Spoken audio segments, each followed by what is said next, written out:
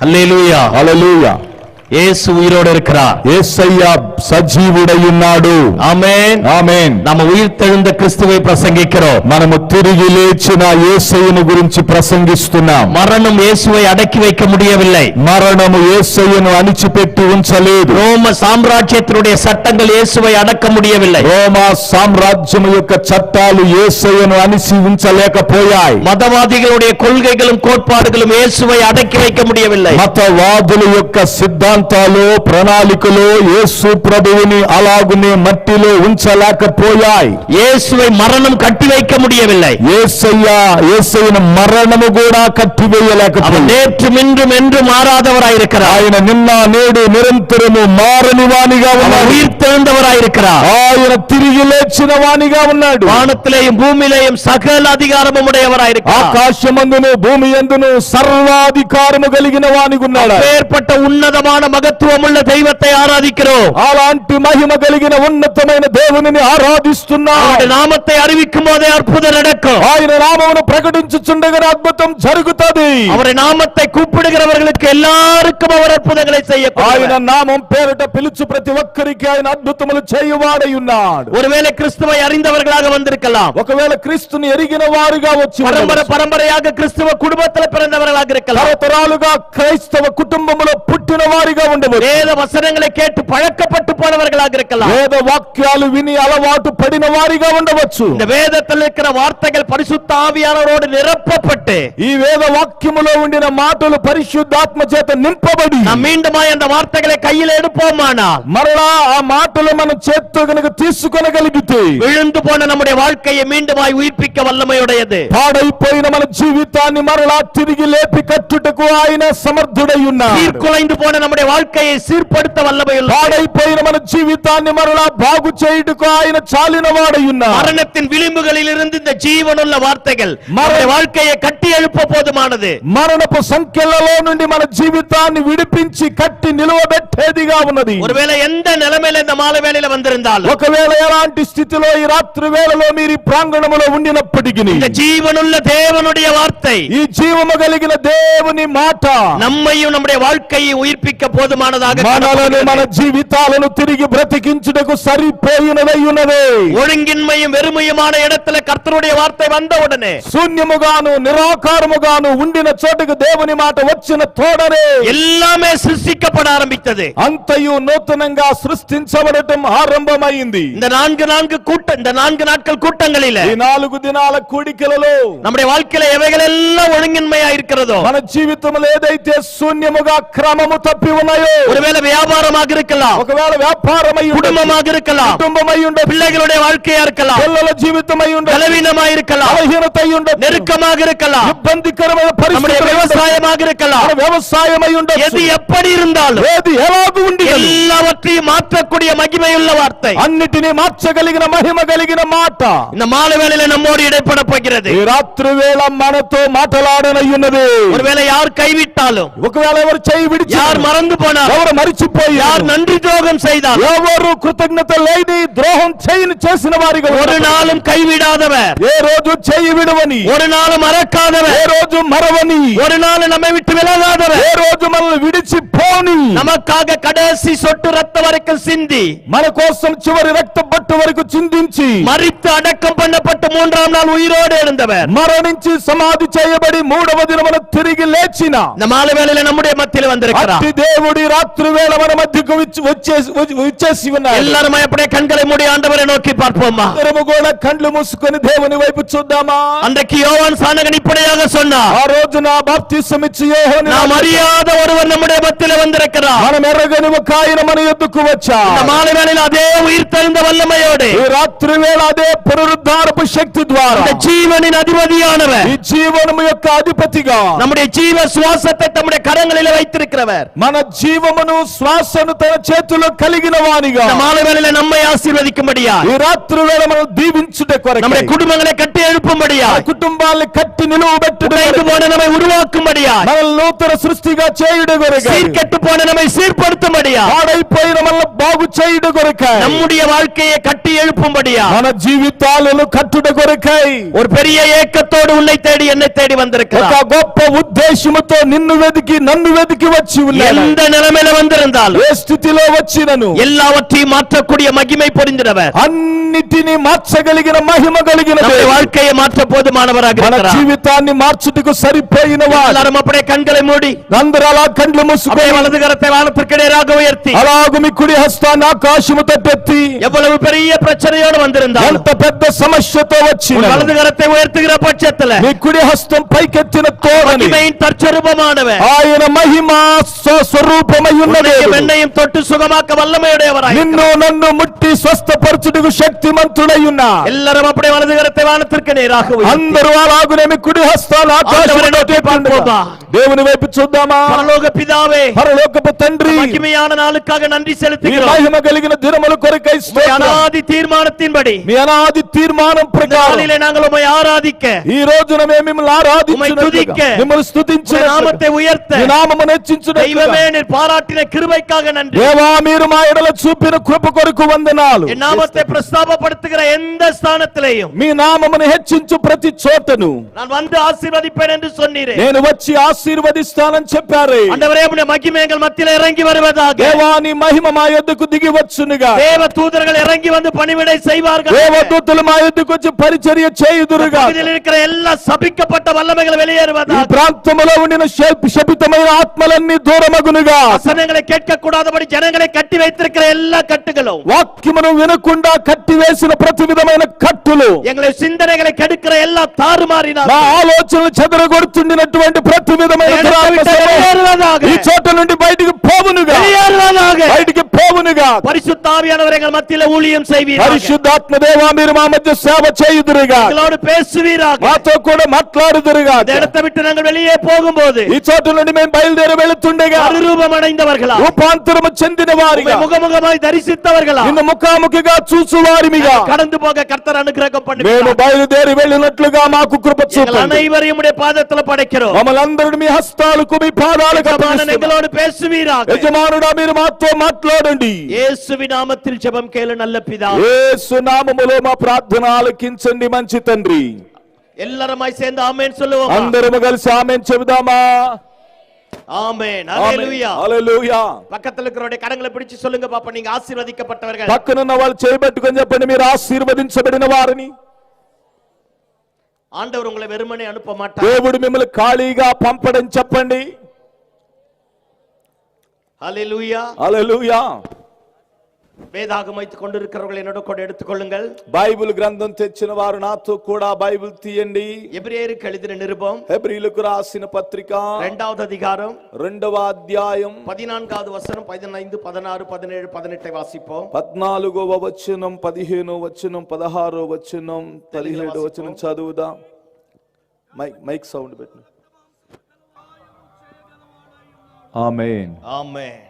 இந்த 15வது வசனம் இப்படியாக சொல்லுகிறது, ఈ 15వ వచనం ఇలాగు సెలవిస్తుంది. జీవకాలం எல்லாம் జీవిత కాలమంతయు మరణ భయத்தினாலே మరణ భయము చేత அடிமைத்தனத்திற்குள்ளானவர்கள் யாவரையும் దాస్యమునకు లోబడిన వారినందరినీ விடுதலை பண்ணும்படிக்கு அப்படியானார். విడిపించుటకు ఆయన కూడా రక్త మాంసములలో పాలివాడాయను. 18வது వசனம் இப்படியாக சொல்லுகிறது, 18వ వచనం ఇలాగు அவர் సెలవిస్తుంది. தாமே சோதிக்கப்பட்டு తాను శోధింపబడి பாடுபட்டதினாலே శ్రమ పొందెను గనుక அவர் சோதிக்கப்படுகிறவர்களுக்கு உதவி செய்ய வல்லவராய் ఆయన இருக்கிறார். శోధింపబడు వారికి సహాయము చేయగలవాడై ఉన్నాడు. இந்த நல்ல மாலை வேளையில ఈ మంచి రాత్రి వేళ இந்த பூமியில வாழ்கிற நமக்கு ఈ భూలోకములో జీవిస్తున్న உதவி మనకి செய்யக்கூடிய ஒரு நல்ல தெய்வம் உயிரோடு இருக்கிறார். సహాయము చేయగలిగిన మంచి దేవుడు సజీవుడై ఉన్నాడు. அவர் யாரோ ஒரு மனிதனாலே உருவாக்கப்பட்டவர் அல்ல. ఆయన ఎవరో ఒక మనుష్యుని ద్వారా సృష్టింపబడిన వాడు కాడు. மனிதனாலே சிருஷ்டிக்கப்பட்டவரும் அல்ல. మనుష్యుని ద్వారా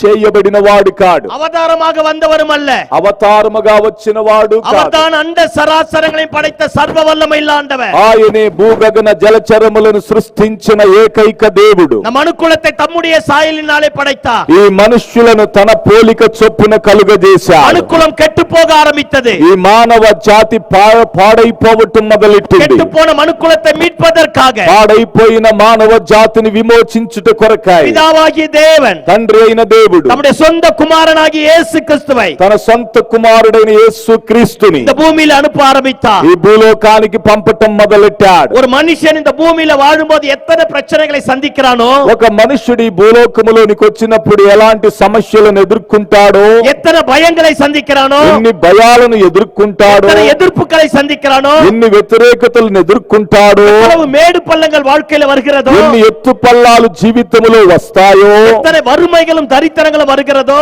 ఎంత దారిద్రత ఎంత లేమిడి స్థితి వస్తుందో, அத்தனை வகையான பாடுகளின் வழியாக இயேசு கடந்து போக అన్ని ஆரம்பித்தார். రకాల బాధల మార్గమున ఆయన జీవితము కొనసాగించబడ్డం మనం చూస్తాం. மனுக்குலத்திற்காக மரித்தார், మానవ జాతి కొరకు அடக்கம் మరణించాడు, பண்ணப்பட்டார், సమాధి చేయబడ్డాడు, உயிரோடு எழும்ப ஆரம்பித்தார். తిరిగి లేచడం మొదలెట్టాడు ఆయన. பாருங்க, ஒரு மனுஷன் புரிஞ்சாதான் அந்த மனுஷனுக்கு உதவி செய்ய முடியும். ఒక మనుష్యుని మరొక మనుష్యుడు అర్థం చేసుకుంటేనే ఆ మనుషునికి సహాయము చేయగలం. ஒரு మనిషిని புரியாம அந்த மனுஷனுடைய வலி எனக்கு தெரியாது. ఒక మనుషుని గురించి మనకు అర్థం కాకపోతే ఆ మనుషుడు అనుభవిస్తున్న బాధ మనకు అర్థం కాదు. இவர் கடந்து போன தோல்விகள் எனக்கு தெரிந்தாதான் அந்த தோல்வியினுடைய வலி என்னன்னு எனக்கு தெரியும். నేను దాటి వెళ్ళిన ఓటమి గురించి నాకు తెలిస్తే గనుక ఆ యొక్క బాధ ఎలా ఉంటుందో నాకు తెలుస్తుంది అంటాడు. சந்திக்கிற பலவீனம் எனக்கு தெரிஞ்சாதான் அந்த பலவீனத்தினுடைய வலி தெரியும். నేను ఎదుర్కొనే బలహీనమైన బాధను గురించి నాకు తెలిస్తే ఆ బలహీనత ప్రభావమును గురించి ఆయన ఎరగగలడు. அப்பதான் ஒரு மனுஷனுடைய வேதனைகளை நன்றாக புரிந்து கொள்ள முடியும். అప్పుడే ఒక మనుష్యుని యొక్క వేదనను స్పష్టంగా అర్థం చేసుకోగలరు. அதே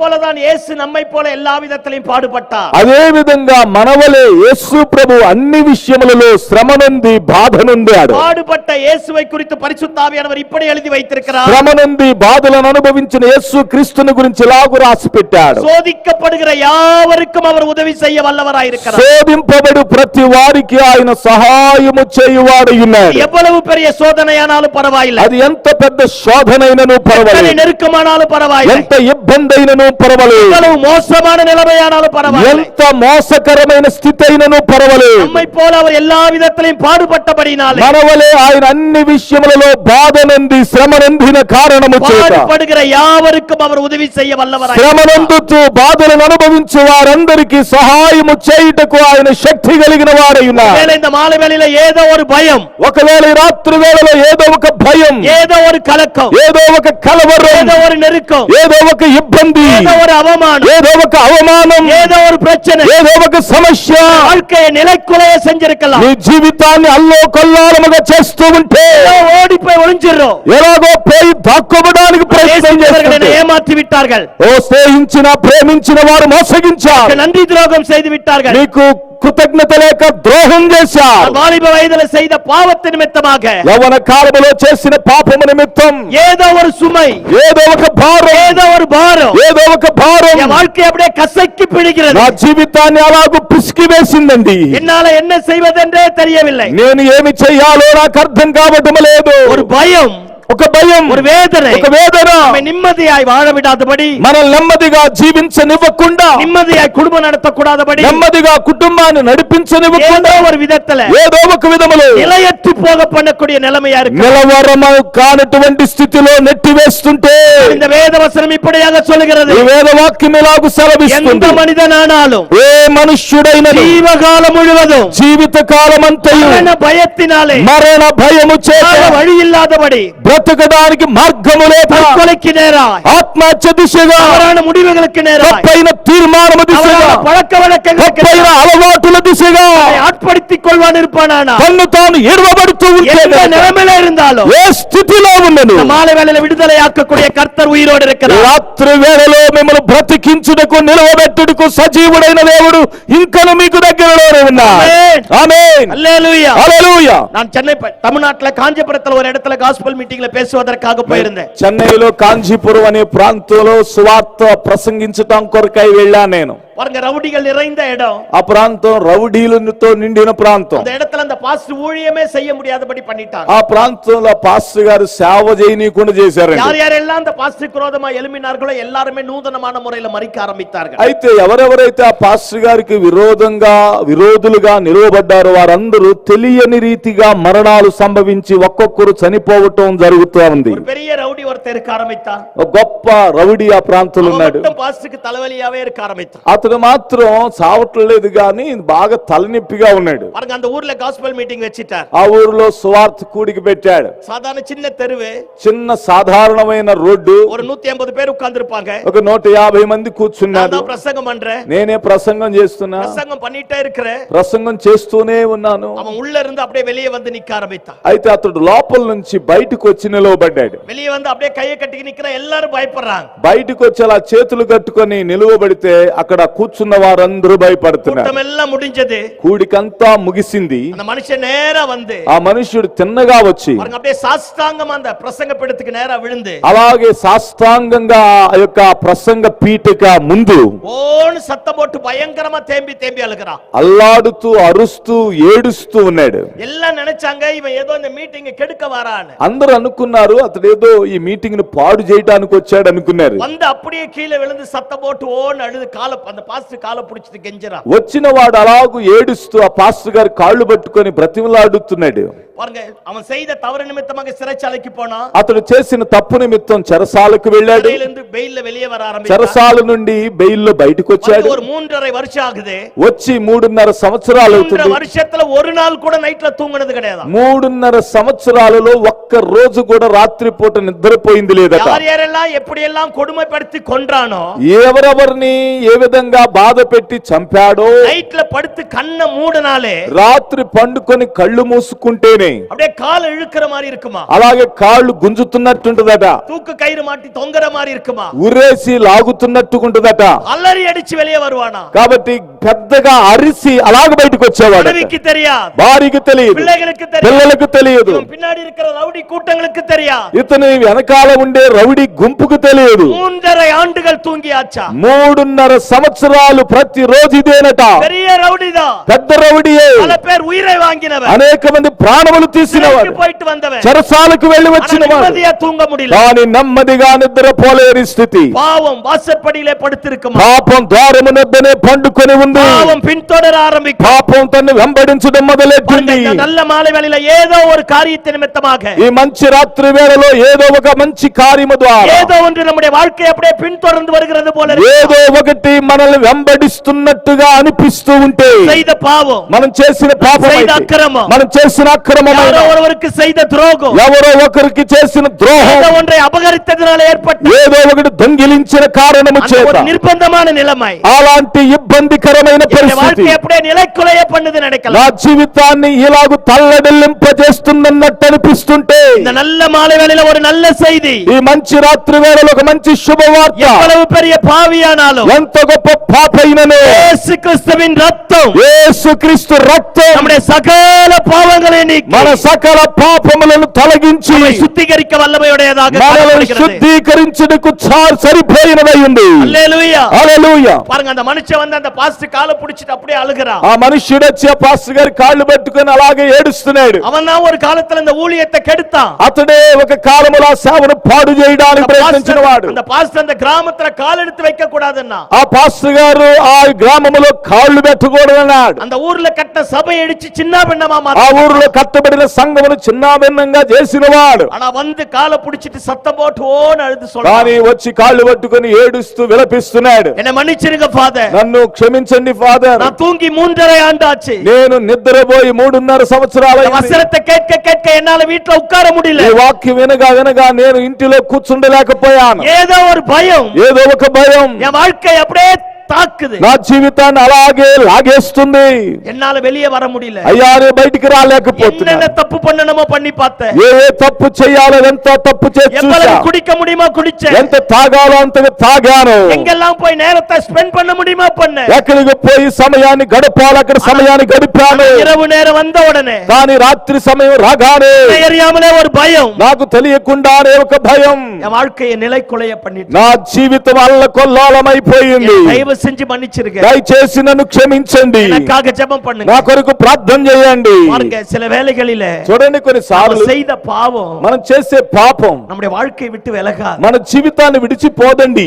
இயேசு நம்மை போல சோதிக்கப்பட்டார். యేసయ్య మనలాగా శోధింపబడినవాడు. நீ ஏன் தூக்கம் இல்லாம இருக்கிறன்னு அவருக்கு தெரியும். నువ్వెందుకు నిద్ర లేని స్థితిలో ఉన్నావో ఆయనకి తెలుసు. நான் ஏன் பைத்தியக்கார மாதிரி சுத்திட்டு இருக்கிறான்னு அவருக்கு ఇతను தெரியும். ఎందుకు పిచ్చివాడిలాగా రోడ్లు పట్టుకు తిరుగుతున్నాడు ఆయనకి తెలుసు. ஏன் பொண்ணு துக்கமா இருக்கிறான்னு அவருக்கு தெரியும். ఎందుకు తన కుమార్తె దుఃఖముతో ఉన్నది ఆయనకి తెలుసు. என் பிள்ளை இப்படி கெட்டு போயிருக்கிறான்னு தெரியும். ఎందుకు నా బిడ్డ ఈ విధంగా పాడైపోయాడన్నది ఆయనకి తెలుసు. நம்மை போல எல்லா விதத்திலும் சோதிக்கப்பட்ட இயேசு, మనవలే అన్ని విషయములలో శోధింపబడిన యేసు சோதிக்கப்படுகிற யாவரையும் தப்புவிக்க வல்லவராயிருக்கிறார். శోధించబడు ప్రతి ఒక్కరిని విడిపించుటకు సరిపోయిన వాడు, చాలిన వాడు. తన பிரச்சனையானாலும் ఎలాంటి సమస్య అయినను, எவ்வளவு ఎంత போராட்டமானாலும் పోరాటమైనను எல்லாவற்றையும் மாற்ற இயேசு అన్నిటినీ போதுமானவர். మార్చుటకు యేసు సరిపోయిన వాడు. அந்த మనుషனுக்கு ஜெபிக்க ஆரம்பித்தோம், ఆ మనిషినికి ప్రార్థన చేయడం మొదలెట్టాడు. ஆண்டவர் விடுதலை கொடுக்க ஆரம்பித்தார். దేవుడు విడుదల ఇవ్వడం మొదలెట్టాడు. ஆண்டவருடைய கிருபையினால ஒரு பெரிய ஊழியக்காரனா இந்த இடத்துல ஊழியம் செய்து ఈ రోజున దేవుని కృప వలన ఆ ప్రాంతంలో గొప్ప సావుకుడై సేవ చేస్తున్నాడు ఆయన.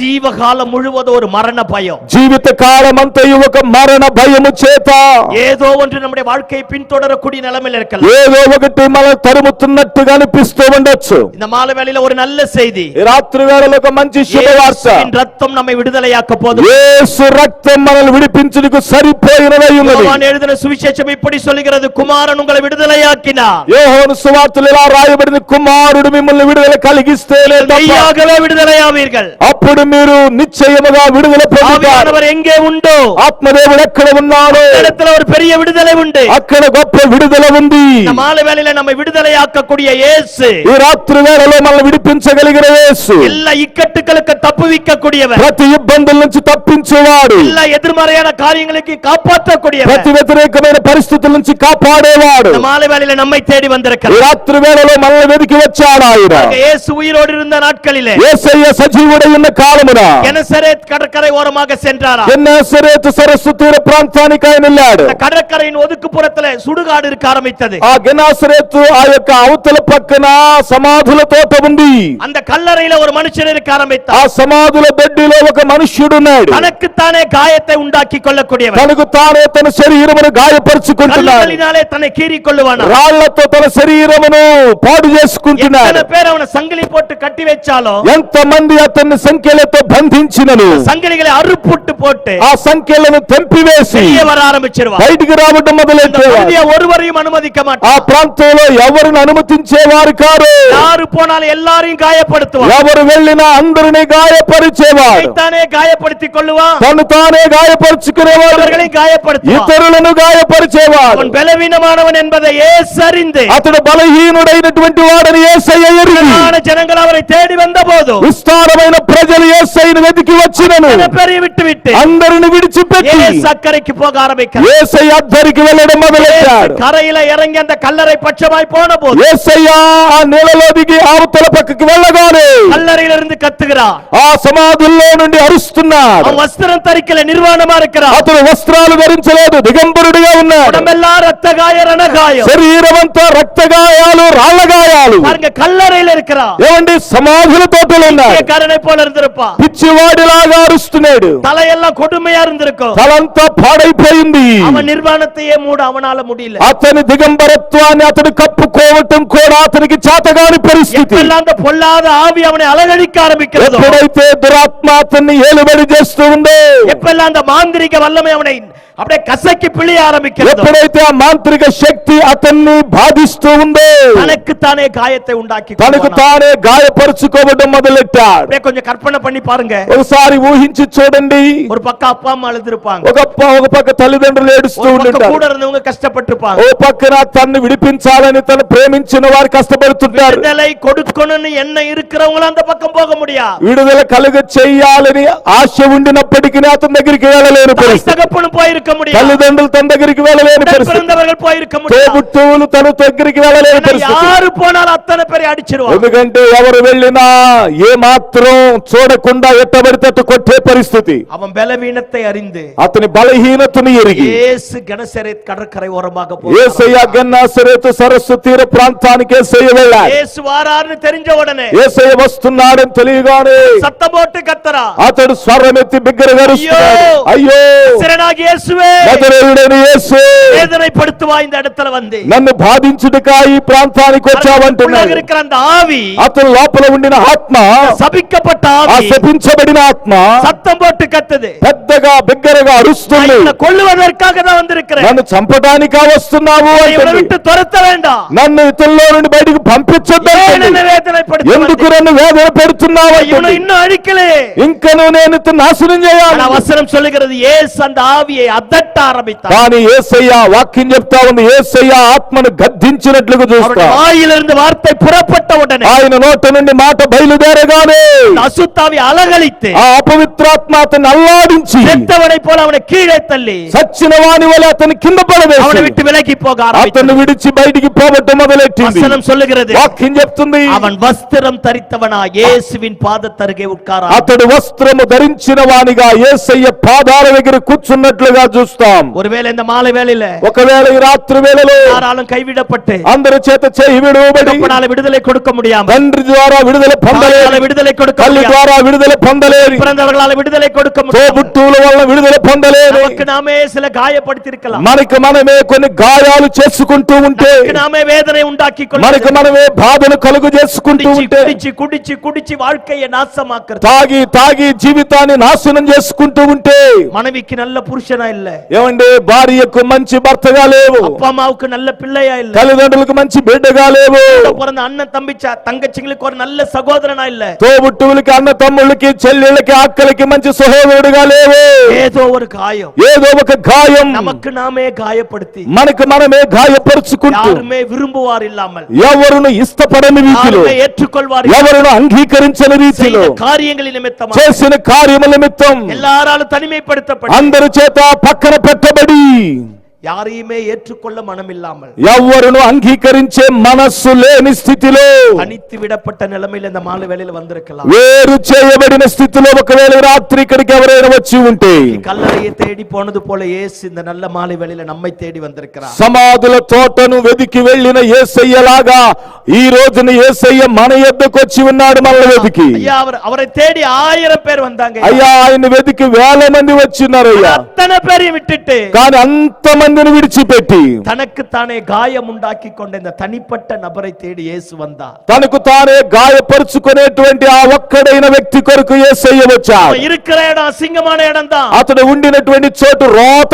చోటు, அவன் இருக்கிற இடம் ஏற்றுக்கொள்ளாத இடம் தான், అతడు ఉండిన చోటు అంగీకరించని చోటు, பார்த்தாலே అருவருப்பு தான், అతను చూస్తేనే అసహ్యం. ஆனா இயேசு அவனை தேடி வந்தார். కానీ యేసయ్య అతన్ని వెదికి వచ్చాడు. ஏன்னா அவனுக்குள்ள தேவ சாயல் இருந்தது. ఎందుకనగా అతనిలో దేవుని పోలిక, దేవుని స్వరూపం ఉంది.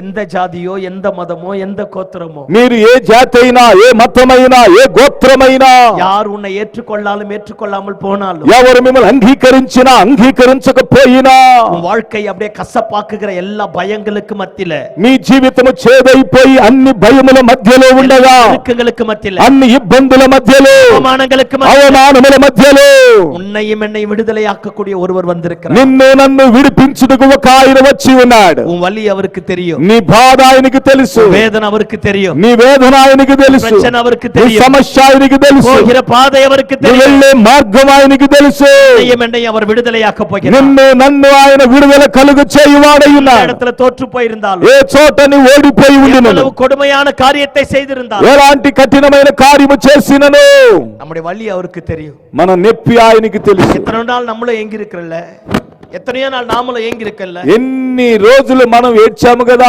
இது మారాదా, ఇది మారదా, இது நடக்காதா, ఇది జరగదా, திரும்ப ஒரு நல்ல வாழ்க்கை வராదా, తిరిగి ఒక మంచి జీవితం రాదా, கடைசி వరకు ఇదే నిలమదానా, చివరి దాకా ఇదే పరిస్థితినా?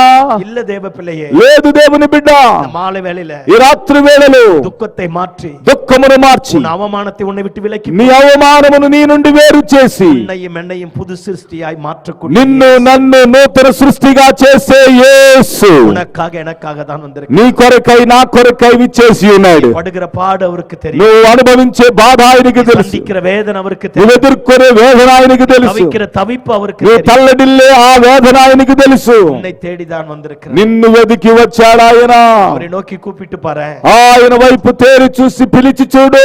சொன்னாம்பர் ఆయన చెప్పాడు చూడు, குமாரனே, தாவீதின் దావీదు குமாரனே, కుమారుడా எனக்கு இறங்கும் என்று சொல்லி பாரு. నా ఎడల దయ చూపించని అడిగాడు. நம்முடைய வாழ்க்கையை தலைகீழா இயேசு மாற்றுவார். మన జీవితాన్ని తల్లకిందులుగా మార్చేవాడు ఉన్నాడు. ఆమేన్. ఆమేన్. ஒருவேளை உனக்கு நீயே காயப்படுத்த வேண்டாம். ఒకవేళ నీకు నువ్వే గాయపరచుకోవద్దు. தவறான பழக்கங்களில் போகாதே. తప్పైన అలవాట్లకు పోవద్దు. தவறான செய்கைக்கு உட்பட்டு போகாதே. తప్పైన కార్యములకు నిన్ను నీవు అప్పగించుకొని వెళ్ళొద్దు. நம்பி ஒரு குடும்பம் இருக்கு. నిన్ను నమ్మి ఒక కుటుంబం ఉంది. உன்னை நம்பி ஒரு எதிர்காலம் నిన్ను இருக்கு. నమ్మి ఒక మంచి భవిష్యత్తు ఉన్నది. படைத்த தெய்வம் உன்னை குறித்து ஒரு பெரிய திட்டம் నిన్ను வச்சிருக்கிறார். సృష్టించిన దేవుడు నీ కొరకు గొప్ప ప్రణాళిక కలిగి ఉన్నాడు. மீண்டுமா இந்த திட்டத்தை உன் வாழ்க்கையில நிறைவேற்ற வல்லவராயிருக்கிறார். కొనసాగించి ఆయన ఉద్దేశించిన ప్రణాళిక నీ జీవితంలో నెరవేర్చుటకు ఆయన அவரை ఇష్టపడుతున్నాడు. நோக்கி கூப்பிட ஆரம்பித்து பாரு. ఆయన వైపు చూస్తూ ఆయన పిలవటం మొదలెట్టు. எல்லாவற்றையும் தலைகீழாக மாற்ற போதுமான ஆண்டவர் సమస్తమును మార్చగలిగిన దేవుడు నీకు సమీపముగున్నాడు. ஆமென். ఆమేన్. హల్లెలూయా. హల్లెలూయా.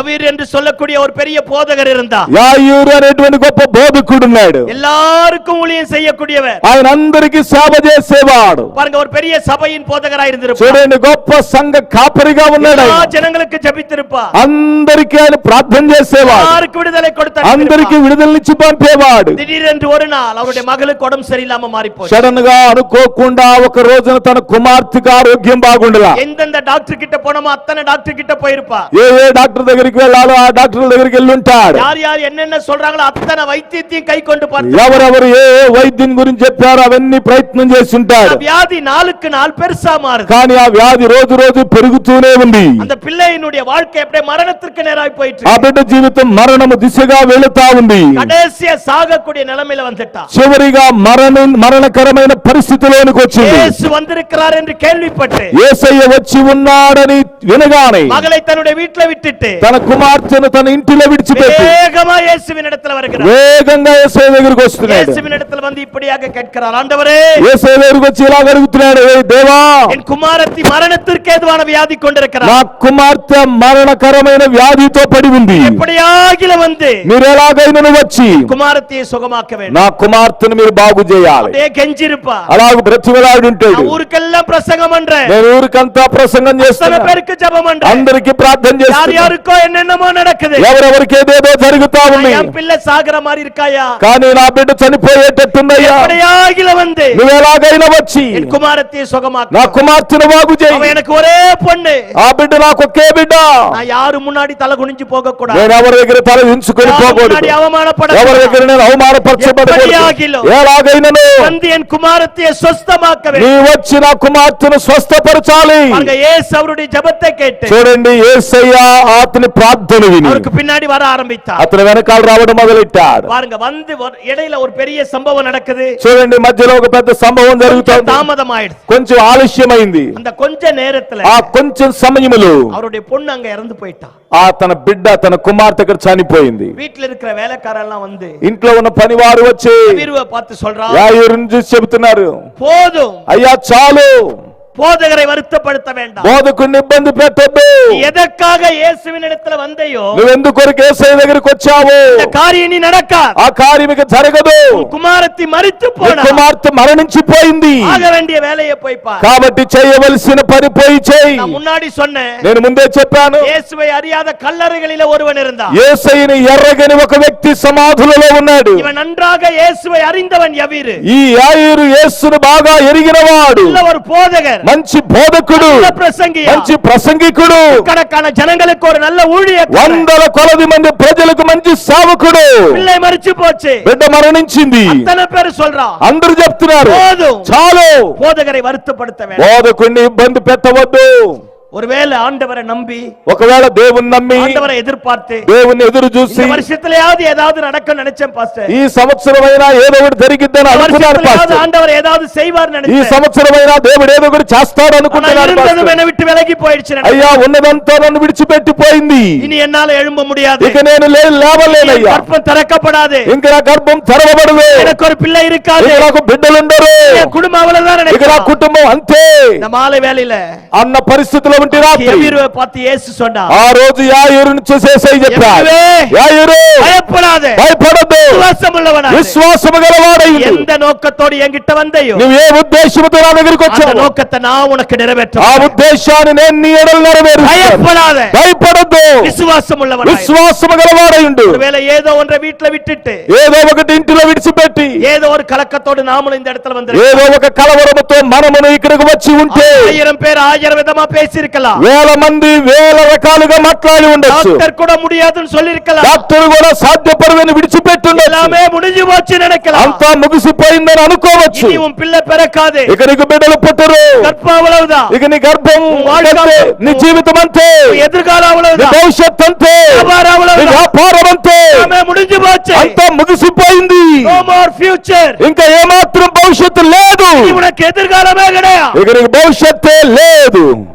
எனக்கு అన్பாన దేవ పిల్లయే, నా ప్రియ దేవుని బిడ్డ, మాలే వేళలో యేసు ఉన్னை பார்த்து ఈ சொல்லுங்க, రాత్రి వేళలో నా యేసయ్య నిన్ను చూసి చెప్తున్నాడు, ఏయ్ భయపడాదే, భయపడవద్దు, విశ్వాసముள்ளవనాయి, విశ్వాసము గలవాడై ఉండు. వేదన எனக்கு தெரியும், నీ వేదన నాకు తెలుసు, கடந்து வந்த பாதை எனக்கு నువ్వు தெரியும், దాటి వచ్చిన మార్గము నాకు తెలుసు. என்னை நம்பி வந்துட்ட, నన్ను నమ్మి వచ్చావు, உனக்கு நான் అద్భుతத்தை செய்ய నేను నీకు అద్భుతాన్ని చేస్తాను. యేసు வீட்டுக்கு போனாரு. యేసయ్య ఇంటికి వెళ్ళాడు. அங்கே நகைக்கிறவர்கள் இருந்தார்களா, అక్కడ నవ్వేవారు ఉన్నారట, கிண்டல் பண்ணி சிரிக்கிறவர் இருந்தார், ఎగతాళి చేసేవారు అక్కడ ఉన్నారు, அவமானப்படுத்துறவர் இருந்தார், అవమానపరిచేవారు ఉన్నారు. கூட்டத்தை எல்லாத்தையும் வெளியே அனுப்பிட்டு ఆ గుంపు వారందరిని బయటికి పంపి యేసు உள்ளே போய் యేసయ్య లోపలికి వెళ్ళి மரித்து போனதை உயிரோடு எழுப்பி మరణించిన ఆ బిడ్డను బ్రతికింపజేసి பெண்ணை கொண்டு வந்து தகப்பனிடத்துல ఆ கொடுத்து బిడ్డను తీసుకొని తండ్రి చేతికి అప్పగించి యేసు கடந்து போக యేసయ్య దాటిపోవటం మొదలెట్టాడు. ஆண்டவருக்காக ஒரு கலசம் தண்ணீரை கொடுத்தார். దేవుని కొరకు ఒక గ్లాసు మంచి నీళ్ళు ఇస్తే அதனுடைய பிரதி பலனை திரும்ப தருவார். వాటి ప్రతిఫలము దేవుడు తిరిగిచ్చువాడై ఉన్నాడు. வருஷம் தொடங்கி 2 மாதங்கள் முடிஞ்சிடுச்சு. ఈ యొక్క సంవత్సరంలో 2 నెలలు అయిపోయాయి. ఒకవేళ நான் ஜெபித்த ஜெபங்களுக்கு பதில் இல்ல, నేను ప్రార్థన చేసిన ప్రార్థనలకు జవాబు ఇంకా రాలేదు, ஆண்டவருக்கு செய்த ஊழியங்களுக்கு பலன் இல்ல, దేవుని కొరకు చేసిన సేవకు ఫలితం లేదు, దైవத்துக்கு கொடுத்த காரியத்திற்கு பலன் இல்ல, నేను దేవునికి ఇచ్చిన కార్యముల నిమిత్తమై ఫలితం లేదు, எல்லாமே முடிஞ்சு போச்சு நினைக்கிறேன். అంతా ముగిసిపోయిందని అనుకుంటే இல்ல தேவ பிள்ளை, లేదు దేవుని బిడ్డ, அவர் யாருக்கும் எவனுக்கும் கடங்காரன் ఆయన ఎవరికి ఎక్కడను ఎప్పుడును అప్పులో ఉండేవాడు కాడు. நீ பட்ட எல்லா பாடுகளுக்கும் அவர் பிரதி பலனை தரப்போகிறார். నీవు పడిన ప్రతి బాధకు ఆయన ప్రతిఫలం ఇచ్చేవాడై ఉన్నాడు. இடத்துல பயந்து கூனி குறுகி போனாయோ, ఏ చోట భయపడి నువ్వు వంగిపోయి బాధపడుతున్నావో, இந்த இடத்துல ఇని எழும்ப முடியாது ఏ చోట నువ్వు ఇక లేవలేవని అనుకుంటున్నావో, ఇని కట్టపడ முடியாது என்று ఏ நினைக்கிறாய், చోట నువ్వు కట్టబడవని అనుకుంటున్నావో, ఏ இடத்துல కర్తర్ కట్టి எழுப்பு, అదే చోట దేవుడు నిన్ను తిరిగి కట్టి నిలువబెట్టువాడై ఉన్నాడు. ఆమేన్, ఆమేన్, హల్లెలూయా, హల్లెలూయా. அவர் இடத்துல வந்து பாரு, ఆయన దగ్గరికి వచ్చి చూడు, ஒரு வார்த்தை கேட்டு பாரு, ఒక మాట అడిగి చూడు. அந்த ஓங்கிய புயமும் பலத்த கரமும் மேல வந்து అమరారు. ఓ ఆయన బలమైన హస్తము నీ పైకి వచ్చి నీకు సహాయము చేయునదయ్యున్నది. உனக்காக கர்த்தர் காரியத்தை தலைக்கீழாக மாற்றும். నీ కొరకై ఆయన కార్యములను తలకిందులుగా చేయువాడు ఉన్నాడు. ఆమేన్, ఆమేన్, ఆమేన్. அவர் ஒருவனையும் வெறுமனே அனுப்ப மாட்டார். ఆయన ఎవ్వరిని ఉత్తగా పంపువాడు కాడు. பாருங்க, చూడండి, யுஏ வளைகுடா நாடுகளிலே యుఏ దేశాలలో ஒரு குறிப்பிட்ட நாடு ஒண்ணு இருக்கு, நான் பேரு சொல்ல விரும்பல, ఒక ప్రత్యేకమైన దేశం ఉంది, ఆ పేరు చెప్పడానికి அது ఇష్టపడలేదు. அமெரிக்கா தேசத்தினுடைய காலனி நாடா இருக்கு.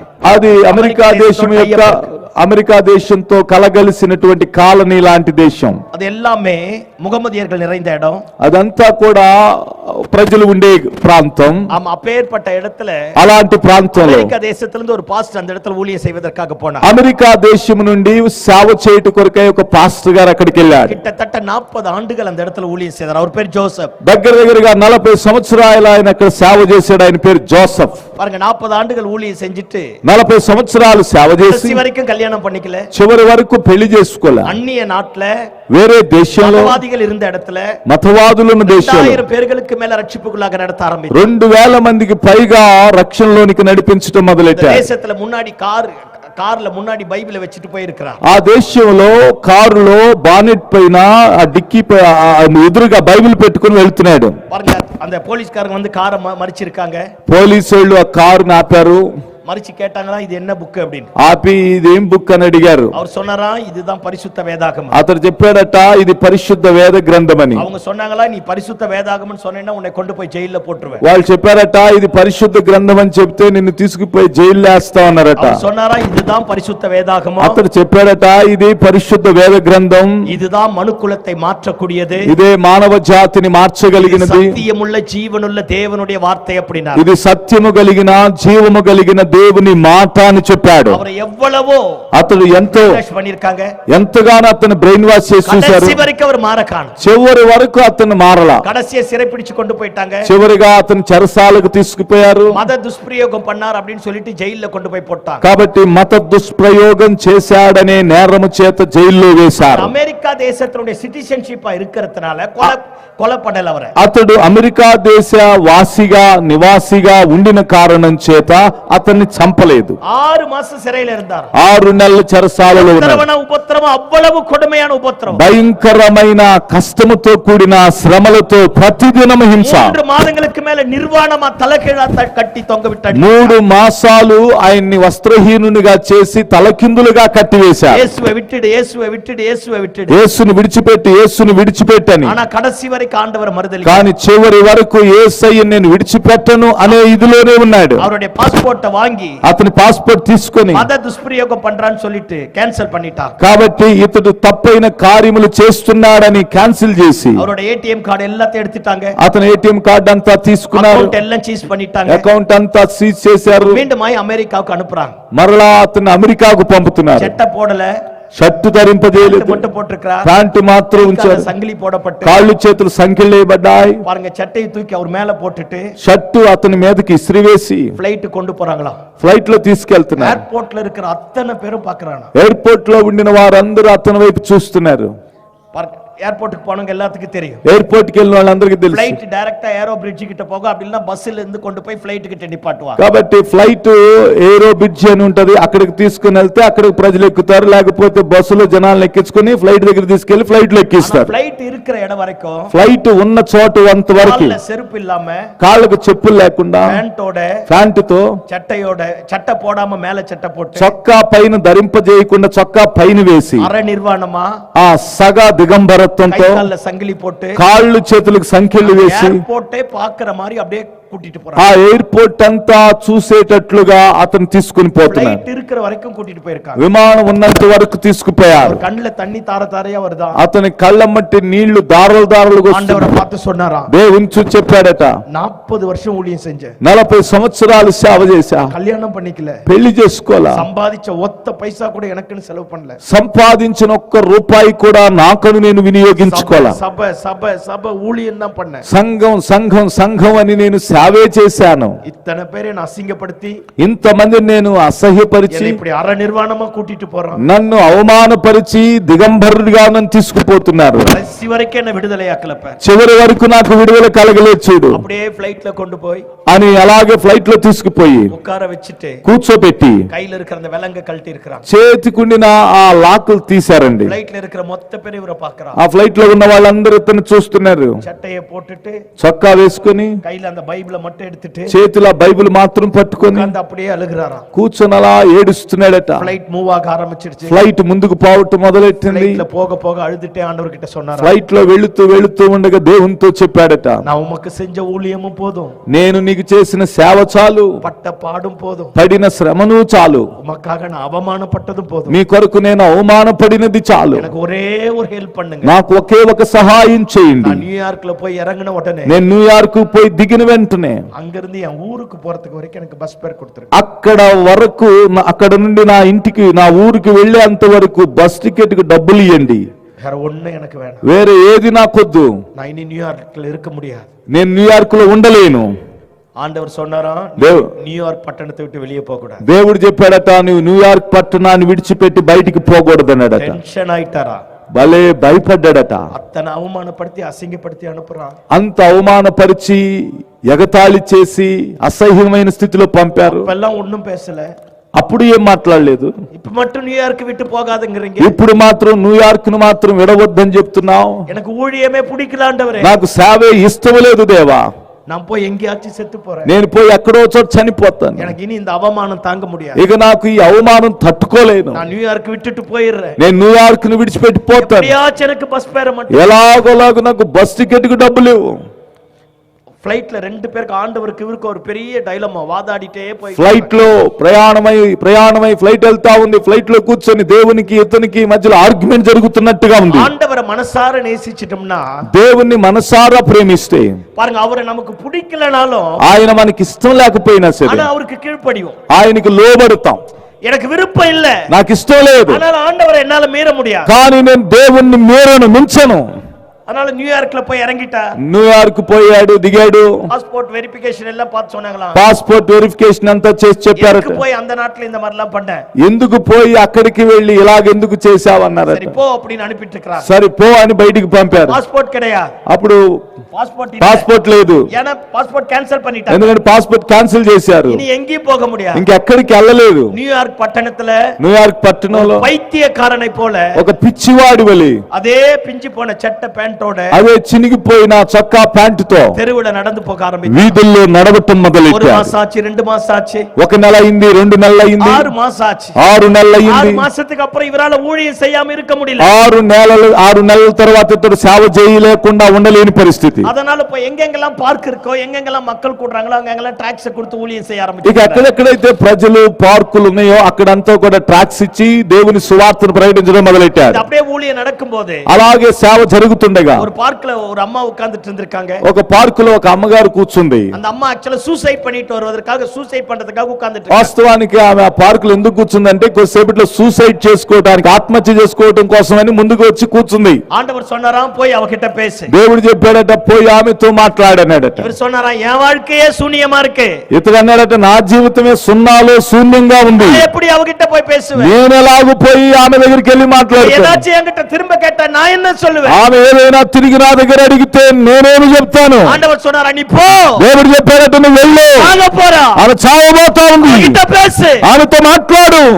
தேவ சத்த அதிகாரமா அந்த உடனே దేవుని స్వరం అధికారముతో రాగానే இவரால ஒண்ணுமே பண்ண முடியாம ఇతడు ఏమి చేయలేని స్థితిలో நேரா அந்த అమ్మ கிட்ட పోయి నిన్న ఉడనే తిన్నగా ఆమె దగ్గరికి వెళ్లి నిలవబడగానే அந்த అమ్మவை பார்த்து கேட்டாரா, ఆ అమ్మను చూసి అడిగాడట ஏன் தற்கொலை பண்ணுவதற்காக இங்க வந்திருக்கீங்க, ఎందుకు ఆత్మహత్య చేసుకోవడానికి ఇక్కడ వచ్చి కూర్చున్నావు అన్నాడట. உங்களை காப்பாற்றுவதற்காக இயேசு என்ன அனுப்பினா, నిన్ను కాపాడటం కొరకు యేసయ్య నన్ను పంపాడన్నాడట. அந்த அம்மா பயந்து போயிட்டு இருக்கா. ఆమె భయపడిపోయింది. அந்த అమ్మాவை குறித்த முழு தீர்க்க தரிசனத்தை இவர் சொல்ல ஆரம்பிச்சார். ఆమె జీవితం అంతటిని గురించి ప్రవచనాత్మకంగా ఇతడు చెప్పడం మొదలెట్టాడు. அதே பார்க்கல முழங்கால் படியிட்டு ఆమె అలాగే ఆ పార్కులో మోకాళ్ళోని ஆண்டவருக்கு தன் வாழ்க்கையை ஒப்பு கொடுத்து దేవునికి తన జీవితాన్ని అప్పగించి இனிமேல் நான் தற்கொலை பண்ண மாட்டேன்னு ఇక మీదట నేను సూసైడ్ చేసుకోనని చెప్పింది. அந்த అమ్மா யாருன்னா, ఆమె ఎవరంటే అమెరికా దేశத்துல జార్జ్ బుష్ అధిపతిயா இருக்கும்போது, అమెరికా దేశంలో జార్జ్ బుష్ అధికారంలో ఉన్నప్పుడు பாருங்க వైట్ హౌస్ లో இந்த అమ్మాவும் ஒரு முக்கியமான மெம்பர். వైట్ హౌస్ లో ఈ వ్యక్తి కూడా ముఖ్యమైన మెంబరు. இந்த అమ్మాவுடைய కుటుంబ సూழ்நிலை தற்கொலைக்கு நேராய் மாற ఆరంభించింది. ఆమె యొక్క కుటుంబం యొక్క పరిస్థితులు ఈమెను సూసైడ్ చేసుకునేటట్లుగా ప్రేరేపిస్తున్నాయి. பாருங்க இப்ப எல்லாம் முடிஞ்சு చూడండి అంతా ముగిసిపోయింది. பாஸ்டர் கூப்பிட்டு ఆమె పాస్టర్ గారిని పిలిచి எங்க போற என்ன பண்ண போற நீ யார் அப்படின்னு கேட்டிருக்காங்க. ఎక్కడికి వెళ్ళబోతున్నావు, ఎవరు నువ్వు అని ఆమె అతని గురించి అడుగుతా ఉంది. அவருடைய சாட்சி எல்லாத்தையும் சொல்லி முடிச்ச உடனே ఇతని యొక్క సాక్ష్యం అంతా చెప్పి ముగిసిన వెంటనే அவங்க சொன்னாங்க எனக்கு ஒரு பெரிய బంగ్లా இருக்கு, ఆమె చెప్పింది నాకు పెద్ద బంగ్లా ఉంది, என் బంగ్లాல சர்ச்சை நடத்து, రా నా బంగ్లాలో నా బిల్డింగ్ లో చర్చి నడిపించు, செய்ய வேண்டிய ஊழியத்தை தாராளமா செய், నువ్వు చేయవలసిన సేవ ధారాళంగా చెయ్యి, என்னென்னலாம் செய்யணுமோ மொத்தத்தையும் நான் செய்யறேன், నీకేమేం కావాలో అవన్నీ నేను ఏర్పాటు చేస్తానందట. ஊழியம் செய்ய ஆரம்பிச்சிருக்காங்க. ఇతను వెళ్ళి సేవ చేయడం మొదలెట్టాడు. இப்ப பாருங்க இவர் அனுப்புன அந்த நாட்டுல இளவரசரை மாத்தணும். చూడండి అక్కడ ఉండి ఇతడు వెళ్ళినటువంటి ప్రాంతంలో ఆ రాజును మార్చాలి. இப்ப அந்த இளவரசரை மாத்தணும்னா இப்ப அந்த நாட்டை பத்தி முழுசா தெரிஞ்ச ஒரு ஆள் தேவை. ఆ రాజును మార్చాలంటే ఆ రాజును గూర్చినటువంటి ఆ ప్రాంతమును గురించి తెలిసినటువంటి వ్యక్తికి కావాలి. 21 பேரை அமெரிக்கா செலக்ட் பண்ணிடுச்சு. 21 మందిని అమెరికా దేశం సెలెక్ట్ చేసింది. 21 பேருக்கு மேல 3 பேரை செலக்ட் பண்ணிட்டாங்க. ఆ 21 మంది పైన ముగ్గురు సెలెక్ట్ చేసింది. 3 பேருக்கு மேல ஒருத்தர் தேவை. ఆ ముగ్గురు పైన ఒకడు అవసరం. அந்த ஒருத்தர் ఆ ఒక్క వ్యక్తి அந்த தேசத்தை குறித்து ஃபிங்கர் டிப்ல எல்லாம் தெரிஞ்ச ஆளா இருக்கு. ఆ దేశమును గురించి వేళల్లో చెప్పగలిగిన వాడై ఉండాలి. பாருங்க, இப்ப ஜார்ஜ் புஷ் வந்து இப்ப ஒரு பெரிய டின்னர் கொடுக்கறார். చూడండి, జార్జ్ బుష్ వచ్చి ఒక పెద్ద డిన్నర్ ఇస్తున్నాడు. கொஞ்ச நாள்ல இப்ப அந்த தேசத்துக்கு போகணும். ఇంకా కొద్ది రోజుల్లో ఆ దేశానికి వెళ్ళాలి. டின்னர்ல பேசிட்டே இருக்கும்போது ఆ డిన్నర్ లో మాట్లాడుతుండగా இவரு ஜார்ஜ் புஷ் எல்லாத்தையும் சொன்ன உடனே அந்த అమ్మ சொன்னாங்களா, జార్జ్ బుష్ దీని గురించి చెప్పగానే ఆ అమ్మ చెప్పిందట,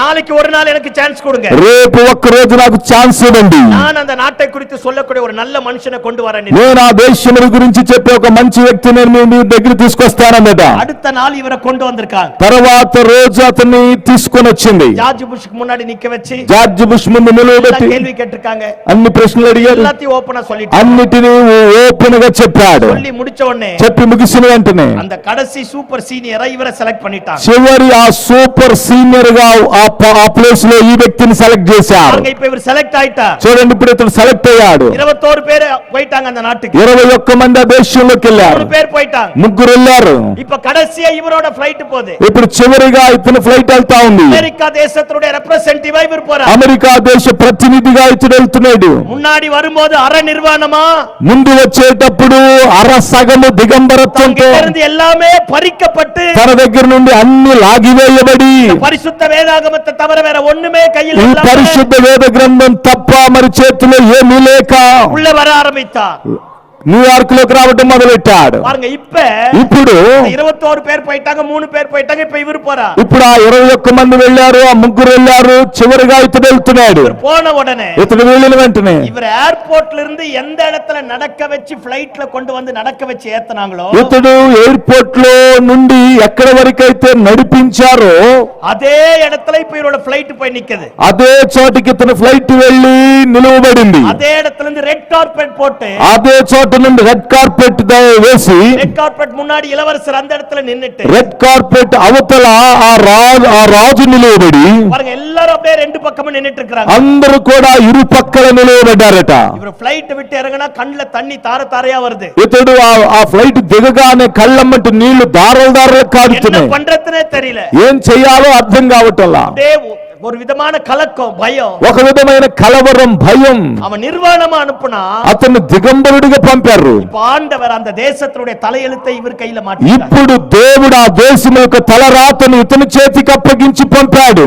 பாருங்க, இவர் ఫ్లైట్ விட்டு கீழே இறங்கி அந்த ரெட் கார்பெட்ல நடக்க நடக்க చూడండి, ఇతడు ఫ్లైట్ లో నుండి కిందకి దిగి ఆ రెడ్ కార్పెట్ పైన నడవగా இளவரசர் பக்கத்துல இருக்கிற சொன்னான், రాజకుమారుడు పక్కన నిలబడ్డవాడు చెప్పాడట, யாருன்னு உனக்கு தெரியுதா? అతడు ఎవరో తెలుసా నీకు?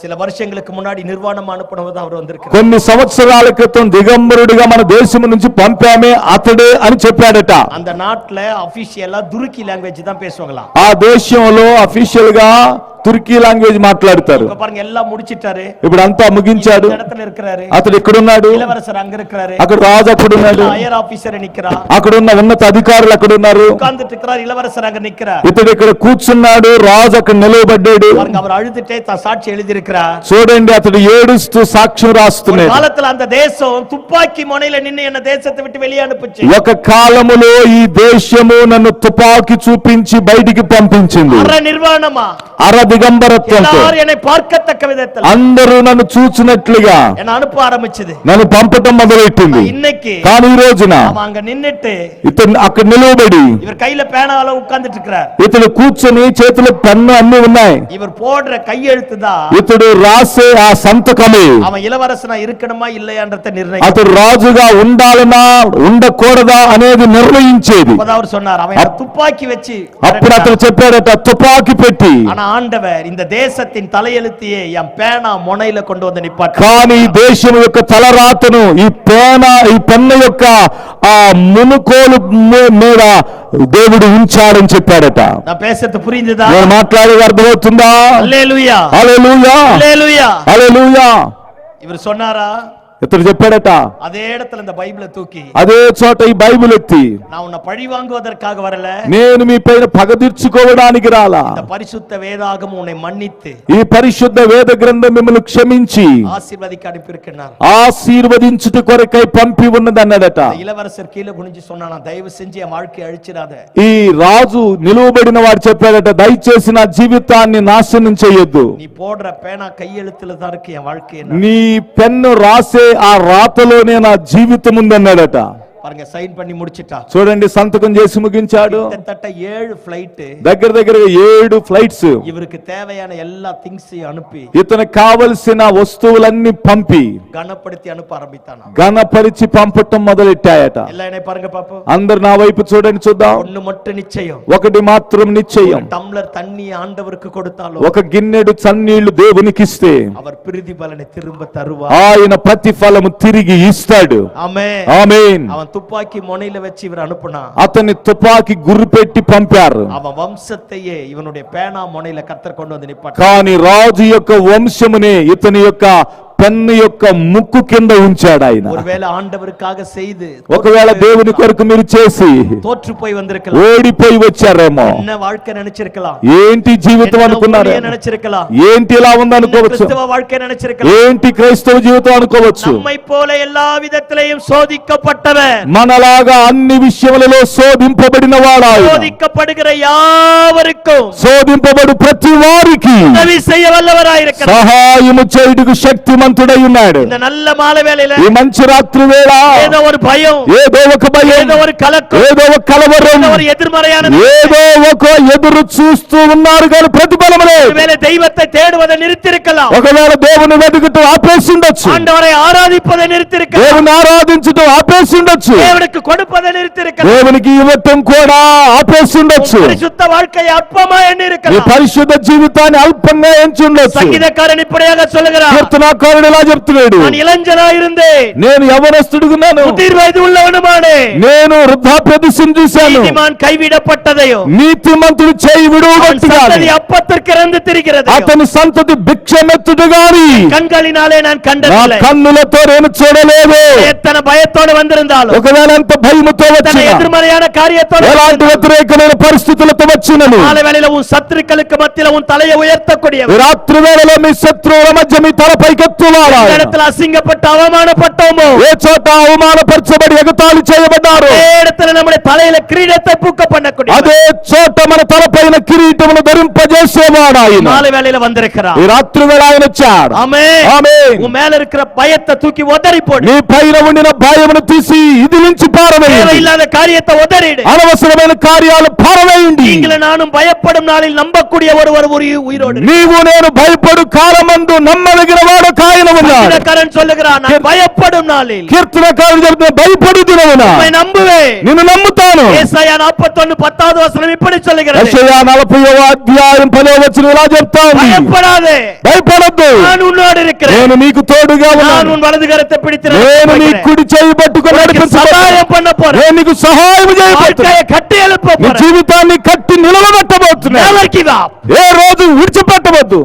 மேல படிஞ்ச தூசியை உதறி போட்டுட்டு, పైన పడిన దుమ్మును ధూళిని ఇదిలించి వేసి, அந்த கால கசப்பான அனுபவங்களை தூக்கி போட்டு, గతకాలపు చేదైన అనుభవాలను ఇసిరివేసి, தவறான முடிவுகளை விட்டுவிட்டு, తప్పైనటువంటి తీర్మానాలు విడిచిపెట్టి, தவறான பழக்க வழக்கங்களை விட்டுவிட்டு, తప్పైన అలవాటులు విడిచిపెట్టి மீண்டுமாய் வர ஆரம்பித்துப்பா. తిరిగి యేసయ్య దగ్గరికి మరలు కల్పబడు. தீபத்தை எரிய செய்யக்கூடியவர் உயிரோடு இருக்கிறார். నీ దీపమును వెలిగించేవాడు సజీవుడై ఉన్నాడు. வாழ்க்கையை கட்டி எழுப்பக்கூடியவர் உயிரோடு నీ இருக்கிறார். జీవితమును కట్టి నిలవబెట్టువాడు ఇంకను సజీవుడై ఉన్నాడు. ஆமென். ఆమేన్. அல்லேலூயா. హల్లెలూయా. மனாசே என்று சொல்லக்கூடிய ஒரு பெரிய ராஜா இருந்தார். మనష్షే అనేటువంటి గొప్ప రాజు ఉన్నాడు బైబిల్లో. அவருடைய தகப்பன் ஒரு பெரிய பரிசுத்தவான், అతని తండ్రి గొప్ప పరిశుద్ధుడు, தேசங்களையே பரிசுத்தமாக்கினார். దేశములనే పరిశుద్ధపరిచినవాడు. ஏற்பட்ட மனாசே అలాంటి మనష్షే தேசத்தை தீட்டுப்படுத்தி, అతడు దేశమును పాడు చేసి, பாருங்க, சபைகளை தீட்டுப்படுத்தி, సంఘములను పాడు చేసి, ஜனங்களை அசிங்கப்படுத்தி, ప్రజలను అవమానపరిచి, அந்நிய பலிபீடங்களை கட்டி, అన్య బలిపీఠములను కట్టి, தேவனுக்கு அருவருப்பை உண்டாக்கி, దేవునికి అసహ్యాన్ని పుట్టించే కార్యాలు எடுத்த చేశాడు. பிள்ளைகளை தீக்கடக்க பண்ணினான். తాను పుట్టినటువంటి బిడ్డలను అగ్నికి ఆహుతి చేశాడు. எந்த அளவுக்கு தேசம் பரிசுத்தமா இருந்ததோ, ఏ స్థాయిలో దేశం పరిశుద్ధంగా ఉందో அந்த அளவுக்கு தேசத்தை அசுத்தமாக்கி ఆ స్థాయిలో దేశమును అపవిత్రపరిచాడు. பாருங்க, தேசத்தையே கெடுத்து சின்ன దేశమే పాడైపోయింది. எதிரிகள் சூழ ஆரம்பித்தாங்க. శత్రువులు పరిస్థితులు చూశారు. தேசத்தை விட்டு தப்பித்து ஓடுவதற்காக ஓடுகிறார். దేశము నుంచి విడిపించి దేశము నుండి పారిపోవడానికి ప్రయత్నం చేశాడు. வேத வசனம் இப்படியாக சொல்லுகிறது, వేదవాక్యం ఇలా సెలవిస్తుంది, அவன் முட்புதாரிலே சிக்கிக் கொண்டானா. అతడు ముళ్ళ దారిలో చిక్కుకున్నాడట. அவனை விடுதலையாக்க ஒருவருமே இல்லை. అతను విడిపించుడు ఒక్కరును లేరు. சுற்றி எதிரி சூழ ஆரம்பிச்சாங்க. చుట్టూ కూడా శత్రువులు కమ్మారు. முள்புதாரிலே சிக்கிக் கொண்டு ముళ్ళ దారిలో చిక్కుకొని விடுதலையாக முடியாமல் విడుదల పొందకుండా எதிரிகள் சூழ இருக்கும்போது శత్రువులు చుట్టూ కమ్మి ఉండగా வசனம் சொல்லுகிறது, அவன் நெருக்கப்படும் பொழுது, వాక్యం చెప్తుంది, అతడు ఇరుకులో పడి ఉండగా தெய்வத்தை நோக்கி பார்க்க ஆரம்பித்தார். దేవుని వైపు చూడటం మొదలెట్టాడు. ஆண்டவர் பாருங்க, దేవుడు చూడండి, நீ இப்படி பண்ணிட்ட அப்படி பண்ணிட்டு அவனை எதுவுமே சபிக்காம, నీవు అలా చేసావు ఇలా చేసావని ఏది శపించకుండా அவன் அழுதுட்டான் பாருங்க, అతడు ఏడ్చాడు చూడండి, அவன் கண்ணீர் விட்டான் பாருங்க, అతడు కన్నీరు విడిచాడు చూడండి, நெருக்கத்தை ஆண்டவர் கிட்ட சொன்னான் பாருங்க, అతని ఇబ్బందిని దేవుని దగ్గర చెప్పాడు చూడండి. எப்படியாச்சும் காப்பாத்துறியா, ఎలాగైనా నువ్వు నన్ను కాపాడయ్యా, இந்த తప్పు பண்ண மாட்டேன், అయ్యా ఇక నేను ఈ తప్పు చెయ్యనయ్యా. ஆண்டவர் அவனை காப்பாத்திட்டான். దేవుడు అతన్ని కాపాడాడు. தேசத்தையே தீட்டுப்படுத்தி దేశమునే అపవిత్రపరిచిన వాణ్ణి, సంఘములను నాశనము చేసిన వాణ్ణి, ஒருவனையே கர்த்தர் தப்புவிக்கும் போது, ఒకన్నే దేవుడు తప్పించి కాపాడినప్పుడు நம்மை காப்பாற்ற மாட்டாரா? మనల్ని కాపాడడాయన, அவர் తప్పుவிக்க వல்லவர், ఆయన తప్పించుటకు శక్తిమంతుడు, విడివిக்க వల్లவர், విడిపించుటకు శక్తిమంతుడు, సుఖమలిక వల్లவர், స్వస్థపరచుటకు శక్తిమంతుడు, అద్భుతములు చేయుటకు శక్తిమంతుడు, గర్భத்தை తిరక్క వల్లவர், మృతతుల్యమైన గర్భమును తెరచుటకు శక్తిమంతుడు, ఆశీర్వాదத்தை తర వల్లவர், పోగొట్టుకున్న ఆశీర్వాదాలు తిరిగిచ్చుటకు శక్తిమంతుడు, செத்துப்போன அவய உறுப்புகளை மீண்டுமாய் சிருஷ்டிக்க வல்லவர், మృతతుల్యమైన మీ అవయవాలు మరలా పని చేయునట్లు చేయుటకు శక్తిమంతుడు, శత్రువులకు మధ్యలో ఉనకు ఒక పందియ ఉండాక వల్లவர், శత్రువుల మధ్య నీకు ఆయన భోజనపు పంక్తిని సిద్ధపరచువాడు, ఈ పోగిన కఠినమైన పాதையில உன்னை தப்புவிக்க அவர் வல்லவர், నువ్వు వెళ్ళే కఠినమైన మార్గములో నిన్ను తప్పించుటకు ఆయన సరిపోయినవాడు. అవమానముம் నిందயும் வேதனையும் சூழ்ந்திருக்கலாம், అవమానము నింద వేదన కమ్మి ఉండవచ్చు, பயப்படாதே, భయపడద్దు, உன்னை தப்புவிக்க கூடியவர், నిన్ను కాపాడేవాడు, జీవகாలం முழுவதும் மரண பயத்தில் இருக்கிற,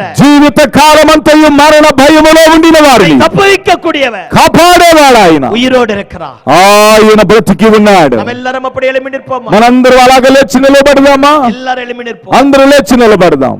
ஒருவேளை ఒకవేళ ஏதோ தப்பான வழியில, ఏదైనా తప్పైన మార్గం, பழக்கத்துல, తప్పైన అలవాటులు, தெய்வத்தை விட்டு தூரம் போயிருக்க, దేవుని విడిచిపెట్టి దూరంగా వెళ్ళి ఉండొచ్చు. இந்த மாலை வேளையில ఈ రాత్రి వేళలో மனாசே போல நாமளும் ஆண்டவரை பார்த்து சொல்லுவோம், మనాషేలాగా మనం కూడా దేవుని వైపు చూస్తూ చెబుదాం, எனக்கு ஒரு అద్భుతం நடக்கட்டும்னு சொல்லுவோம். దేవా నాకు ఒక అద్భుతం చేయండి అయ్యా అని అడగండి. ஆண்டவருக்காக இத்தனை பாடுபட்ட, దేవుని కొరకు ఇంత నేను శ్రమ పడ్డాను, இத்தனை காரியத்தை இழந்த, ఇన్ని కార్యాలు కోల్పోయాను, இன்னைக்கு நடுத்தருவுல நிக்கிற, ఈ రోజు నడివీధిలో నిలవబడ్డాను. இல்ல தேவ பிள்ளையே, లేదు దేవుని బిడ్డ, அந்த ஜோசப் பாருங்க, ఆ జోసెఫ్ను చూడండి. யாருக்கு தெரியும் ఎవరికి తెలుసు அவர் யாரை கொண்டு என்ன செய்வாரோ? ఆయన ఎవరి ద్వారా ఏమి చేస్తాడు? ஒரு அநாத எஸ்தரை 127 தேசத்தின் ராஜாத்தியாய் ఒక மாற்றுவார். అనాది అయినటువంటి ఎస్తేరుని 120 దేశాలకు ఆమెను రాణిగా దేవుడు చేశాడు. பாருங்க, விதவையாய் போன ரூத்துவை విధవరాలుగా పోయిన రూతుని தாவீதுக்கு பாட்டியாக மாற்றுவார். దావీదుకి అమ్మమ్మగా మార్చినవాడు. எத்தனை அற்பமா எண்ணப்பட்டாலும், ఓ ఎంత అల్పంగా ఎంచబడినను, எவ்வளவு மோசமான நிலைமையில ఎంత போனாலும், మోసకరమైన స్థితిలో ఉండినను எல்லாவற்றையும் மாற்றி எழுதக்கூடிய கர்த்தர் అన్నిటినీ మార్చి రాయగలిగిన దేవుడు இந்த மாலை வேளையில நம்முடைய மத்தியில ఈ வந்திருக்கு. రాత్రి వేళలో మన మధ్యకు వచ్చాడు ఆయన. ஒருவேளை தெய்வத்தை விட்டு தூரம் போயிருக்கலாம், ఒకవేళ దేవుని విడిచి దూరంగా వెళ్ళుండొచ్చు, வாழ்க்கையில ஏற்பட்ட சில கசப்பான அனுபவங்கள் జీవితంలో ఏర్పడిన కొన్ని చేదైన అనుభవాలు நமக்கும் தெய்வத்திற்கு ஒரு பெரிய பிரிவினையை உண்டாக்கி మనకి దేవునికి పెద్ద ఎడబాటుని కలిగజేసినట్టుకుంటే மீண்டுமாய் உன்னை அவரோடு இணைக்க விரும்புகிறார். మరొక మారు ఆయన నిన్ను తనతో కలుపుకోవాలని ఆశపెడుతున్నాడు. எல்லா விதத்திலையும் சோதிக்கப்பட்டவர், మన వలె అన్ని విషయములలో ఆయన శోధింపబడినవాడు, சோதிக்கப்படுகிற யாவரையும் தப்புவிக்க கூடியவர், శోధింపబడి ప్రతి వారిని విడిపించేవాడు ఆయన, போனவர்களை தூக்கி நிறுத்தக்கூடியவர், పడిపోయిన వారిని లేపి నిలవబెట్టువాడు ఆయన. அவர் சாவுகிறவனுடைய சாவை விரும்பக்கூடியவர் அல்ல. ఆయన చనిపోవాలనుకున్న వారి చావును కోరువాడు కాడు. எரேமியா தீர்க்கதரிசி இப்படியாக சொல்லுகிறார், ఇర్మియా ప్రవక్త ఇలా చెప్తున్నాడు, விழுந்தவர்கள் எழுந்திருக்கவில்லையோ, ఓ పడిన వారు లేవలేదా, மாறி போனவர்கள் திரும்ப வருவதில்லையோ, వెనకకు వెళ్ళిపోయినటువంటి వారు తిరిగి రాలేదా, ஏன் என் குமாரத்தி தூரமாய் நிற்கிறார், ఎందుకు నా కుమార్తె నువ్వు దూరముగా నిలవబడ్డావు? விழுந்து போன நம்முடைய வாழ்க்கையை மீண்டுமாய் கட்டி எழுப்பக்கூடியவர். పడిపోయిన మన జీవితాన్ని మరలా తిరిగి కట్టి నిలువబెట్టువాడు. பயத்துல பாவத்துல சாபத்துல சிக்கி இருக்கிற நம்மை மீட்டெடுக்கக்கூடியவர். భయములో పాపములో శాపములో చిక్కుబడి కొట్టుమిట్టాడుతున్న మనల్ని విడిపించేవాడు. இந்த மாலை வேளையில வந்திருக்கிறார். ఈ రాత్రి వేళలో వచ్చి ఉన్నాడు. எல்லாரும் அப்படியே கண்களை மூடுவோம். అందరూ అలాగే కళ్ళు మూసుకుందాం. எல்லாரும் கண்களை மூடுவோம். అందరం కళ్ళు మూసుకుందాం. நாம் அறியாத ஒருவர் நம்முடைய மத்தியில வந்திருக்கிறார். మనం ఎరగని ఒక ఆయన మన వద్దకు వచ్చాడు. இதயத்தின் காயத்தை கட்டப் போகிறார். మన హృదయ గాయములు కట్టబోతున్నాడు. நீ இழந்து போனதை திரும்ப தரப் போகிறார். నువ్వు కోల్పోయిన వాటిని తిరిగి ఇవ్వబోతున్నాడు. శరీరத்துல ஒரு பெரிய అద్భుతం நடக்கப் పోகிறது. శరీరంలో గొప్ప అద్భుతం జరగబోతుంది. பிரிந்து போன உன் குடும்பத்தை கட்டி எழுப்பப் போகிறார். విడిపోయిన మీ కుటుంబాన్ని తిరిగి ఏకం చేయబోతున్నాడు. தகப்பன் இல்லாம வந்திருக்கலாம். తండ్రి లేక వచ్చి ఉండవచ్చు. இல்லாம తల్లి లేక వచ్చి ఉండవచ్చు. அனாதை போல நின்றிருக்கலாம். అనాదిలాగా నిలబడి ఉండొచ్చు. என் வேதனையை யாரிடத்துல சொல்வேன் என்று నా வந்திருக்கலாம். వేదన ఎవరికి చెప్పగలరని అనుకునే పరిస్థితులు அன்பான தேவ பிள்ளையே, దేవుని బిడ్డ, நீ போகிற வழியை அறிந்தவன், నీ వెళ్ళే మార్గం ఎరిగినవాడు, பலவீனங்களை புரிந்தவன், బలహీనత తెలిసినవాడు, உன் நெருக்கத்தை அறிந்தவன், నీ ఇబ్బంది ఎరిగినవాడు, உனக்கு ஒரு அற்புதத்தை செய்யபடியா, నీకు ఒక అద్భుతము చేయనట్లుగా, பயத்தை உன்னை విட்டு విలక్కుம்பడియా, నీ భయమును నీ యొద్ద నుండి తీసివేయనట్లుగా, கட்டி எழுப்பும்படியா, నీ భవిష్యత్ కాలం తిరిగి కట్టినట్లుగా உனக்காக வந்திருக்கிறார். నీ కొరకు వచ్చి ఉన్నాడు. போன உன் கற்பத்தை ఆండவர் திறப்பார். మృతతుల్యమైన గర్భమును ఆయన తెరచువాడు. శరీరத்தை మాற்றுవాர். బలహీనమైన శరీరాన్ని మారుస్తాడు. నష్టத்திற்குள்ள అழிவுக்குள்ள கொண்டு போன உன் குடும்பத்தை నష్టములోనికి నాశనములోనికి తీసుకుని పోయి నీ కుటుంబాన్ని தூக்கி நிறுத்துவார். మరలా తిరిగి ఉన్నత స్థలమందు నిలవబెడతాడు. அந்த కల్లறையில తనకుతానే గాయத்தை ఉండాకిన మనుషుனை పోల, ఆ సమాధులలో తనకు తానే గాయపరుచుకుంటున్న మనుషునిలాగా ఏదో ఒక విధంగా గాయపట్టు வந்திருக்கிறார். నీవు కూడా ఏదో ఒక విధంగా గాయపరచబడి వచ్చుండొచ్చు. வாழ்ந்த வாழ்க்கைக்கு அர்த்தம் இல்லாமல் போயிருக்கலாம். బ్రతికిన జీవితానికి అర్థం లేకపోయి ఉండొచ్చు. ஒரு అర్థముள்ள வாழ்க்கையை தர இயேசு வந்திருக்கிறார். ఒక అర్థం కలిగిన జీవితాన్ని ఆయనకి ఇవ్వబోతున్నాడు. అద్భుతమైన வாழ்க்கையை தர இயேசு வந்திருக்கிறார். అద్భుతమైన జీవితాన్ని ఇవ్వడానికి యేసయ్య వచ్చి ఉన్నాడు. நான் ஆண்டவருக்கு என்ன ஒப்பு கொடுக்கிறேன். దేవునికి నన్ను నేను అప్పగించుకుంటున్నాను. வாழ்க்கையில ஒரு అద్భుతం நடக்கணும். నా జీవితంలో అద్భుతం జరగాలి. இந்த தப்பான பழக்கத்தை என்னால விட முடியல. ఈ తప్పైన అలవాటు నేను విడవలేకపోతున్నాను. என்னையும் ஒரு பயம், నన్ను ఒక భయం கவ்வி பிடிச்சிருக்கு. అది బలంగా పట్టి పీడిస్తుంది. பாவத்தை என்னால விட முடியல. ఈ పాపం నేను విడవలేకపోతున్నాను. என்ன செய்வது என்று எனக்கு தெரியல. ఏం చెయ్యాలో నాకు అర్థం కావట్లేదయ్యా.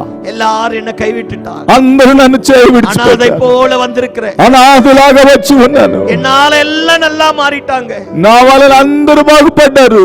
ஆனா நான் தான் இந்த நிலைமைக்கு போயிட்டேன். కానీ నేనే ఈ స్థితిలోకి దిగజారిపోయాను. என்னை யாருமே புரிஞ்சிக்கல. నన్ను ఎవరు అర్థం చేసుకోవడం లేదు. இந்த நல்ல மாலை வேளையில ఈ మంచి రాత్రి వేళ நம்மை போல சோதிக்கப்பட்டவன், మనలాగా శోధింపబడినవాడు, சோதிக்கப்படுகிற உன்னையும் என்னையும் தப்புவிக்க கூடியவன், శోధింపబడు నిన్ను నన్ను తప్పించుటకు ఆయన సరిపోయినవాడు, விடுதலையாக்கும்படியாய் வந்திருக்கிறார். విడుదల కలుగు చేయుటకు వచ్చి ఉన్నాడు ఆయన.